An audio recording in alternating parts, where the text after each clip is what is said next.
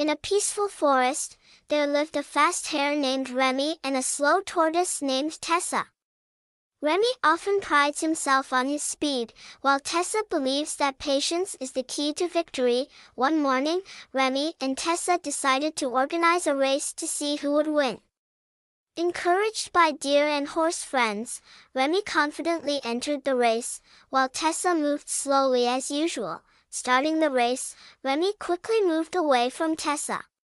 However, when approaching the finish line, Remy felt that he was far behind the tortoise Tessa, so he decided to rest and play with bees and butterflies.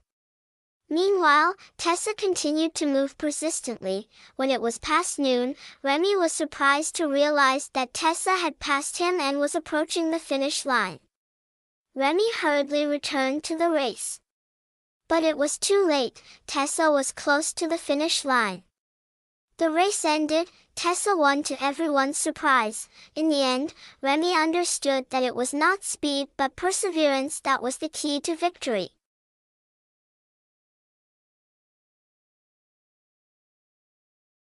One year, when the drought lasted for many months and no rain fell for many months, the hot sun caused the land to dry up, the plants to wither, and the lakes and ponds to become barren lands.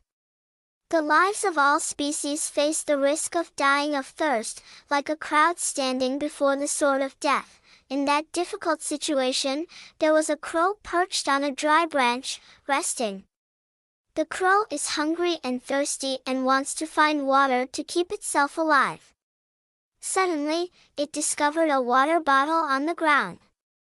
The crow did not hesitate, quickly lowered itself and gently stuck its beak into the jar to drink. But the problem came from the vase being too small and the neck being high, making it impossible for the crow to drink a drop of water. Even though it tried its best, it still failed. In desperation, the crow discovered some pebbles. The idea shined in its head: use the beak to steal pebbles and put them in the jar. If I add more gravel, the water in the vase will rise higher. The crow does not mind the heat and go everywhere to find pebbles. After a period of perseverance, the crow returned with a large pile of gravel. It gently drops each pebble into the jar. Each pebble is a step forward. The water in the vase gradually rises. After the last pebble falls into the jar, it's time for the crow to happily drink a delicious sip of water. The story teaches us about creativity and patience in the face of difficult challenges.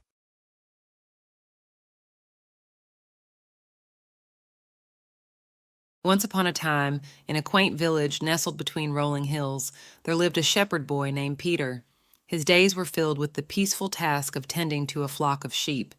The villagers entrusted him with the responsibility of guarding the sheep and keeping them safe from the dangers that lurked nearby.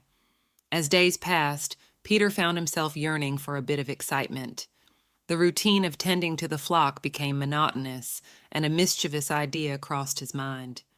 One day, as the sun dipped below the horizon, casting an orange glow across the meadows, Peter decided to play a prank on the villagers. He climbed to the top of a small hill overlooking the village, took a deep breath, and cried out, "Wolf! Wolf! The wolf is attacking the sheep!" The villagers, alarmed by his cries, dropped everything and rushed to his aid. Concern etched on their faces, they reached the hill only to find Peter laughing mischievously. "There's no wolf, silly villagers. I just wanted to see how fast you'd come running," he exclaimed, relishing in his prank. The villagers, annoyed but understanding, shook their heads and returned to their homes, leaving Peter to tend to the flock once again. Days turned into weeks, and Peter's boredom persisted.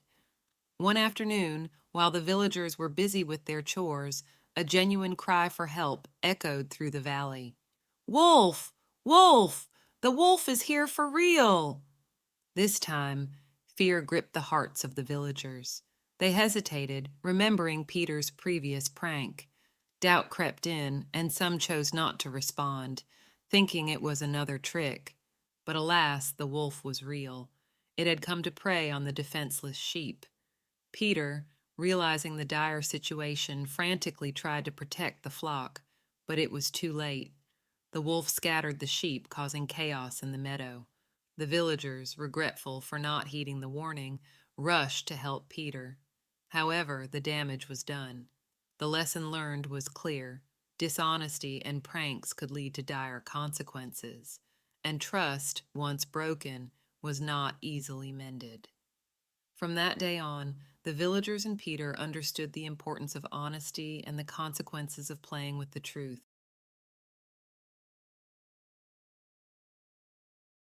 Once upon a time, in a small town, there was a rich and greedy man named Noble.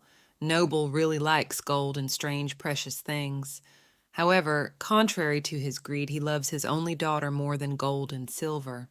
One day, Noble saved a fairy whose hair was stuck in a tree branch. Receiving the favor from the fairy, Mr. Noble greedily asked for a wish. Greed arose. He wanted everything he touched to turn into gold. The fairy accepted the wish, but when he returned home, his beloved daughter came to welcome Noble, and accidentally touching his hand, she immediately turned into a golden statue. He was heartbroken and extremely regretful. For the rest of his life, he searched for the fairy to ask for a way to reverse that greedy wish. Lesson: greed can lead to tragic consequences. The story reminds us of the value of love and the importance of not letting greed overwhelm our hearts.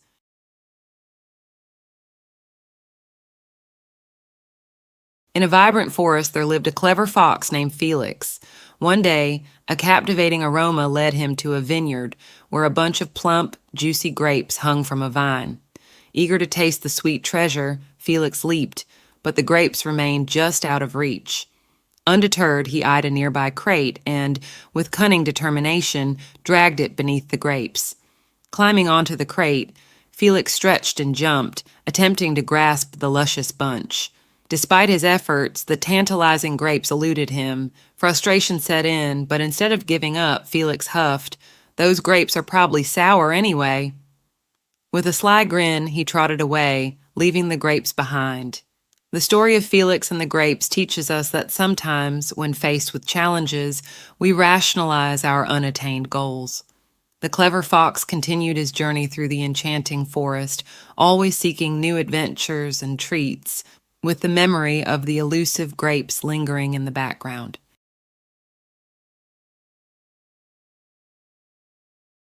On a sunny and peaceful day under the cool shade of lush trees, Lion, the king of the jungle, was closing his eyes to enjoy a midday nap. However, this tranquility was shattered when a small mouse suddenly appeared, disturbing the king's peaceful slumber. Suddenly awakened and angered, the lion didn't hesitate to pounce on the little mouse. But instead of running away or pleading for forgiveness with cries, the mouse remained calm. "Please, king, don't eat me. If you spare my life, I promise to repay you someday." The lion scoffed, but decided to spare the mouse. This encounter later became a crucial part of both of their lives. One day, when the lion was wandering, he unfortunately fell into the traps set by hunters. Despite struggling, he found himself entangled in a sturdy net. At this moment, the mouse passed by and recognized his old friend. Without hesitation, the mouse quickly gnawed through the net, helping the king escape the danger. Grateful and joyful, the lion and the mouse ran into the deep forest together, where they could continue to live freely and happily. The lessons of kindness and tolerance had helped them overcome difficulties and live in harmony in the lush green world of the forest.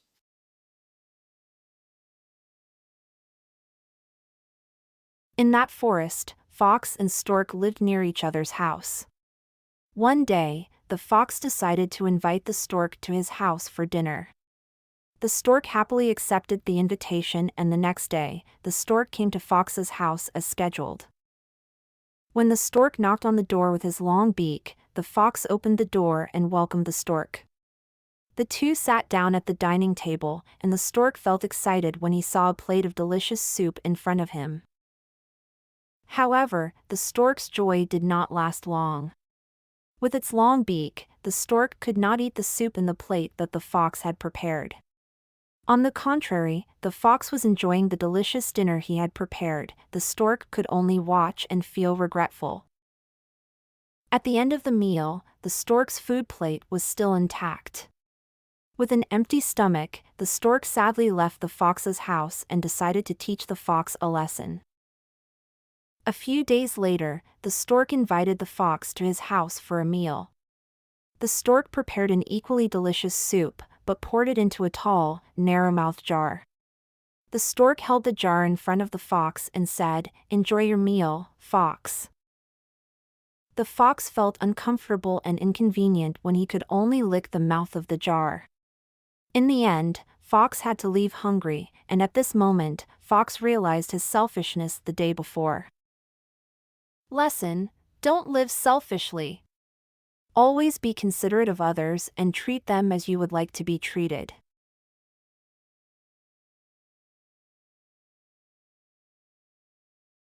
Once upon a time, there was a little girl named Little Red Riding Hood, with a striking red scarf. One day, her mother gave her the task of delivering cakes to her grandmother's house and warned her not to go into the forest. However, along the way, Little Red Riding Hood was fascinated by the beauty of the forest, where there were fragrant flowers and lush green grass. Forgetting her mother's words, she walked into the forest and met the cunning gray wolf. The wolf learned about the girl's plan and quickly went to her grandmother's house, ate her flesh and dressed up as her. When Little Red Riding Hood arrived, she was surprised because her grandmother's appearance had changed strangely. The little girl asked, "Grandma, why are your ears so big?" The wolf replied, "My ears are big so I can hear you better." The little girl asked again, "Grandma, why is your mouth so big?" The wolf replied, "My mouth is big so I can eat you." In the end, the girl became a victim of the gray wolf. Luckily, a hunter passed by, heard the noise and quickly shot and killed the wolf. He saved the girl and her grandmother from a difficult situation. The story ends, Little Red Riding Hood, her mother and grandmother live happily together. And from then on, Little Red Riding Hood always listened to her mother's instructions and did not trust strangers.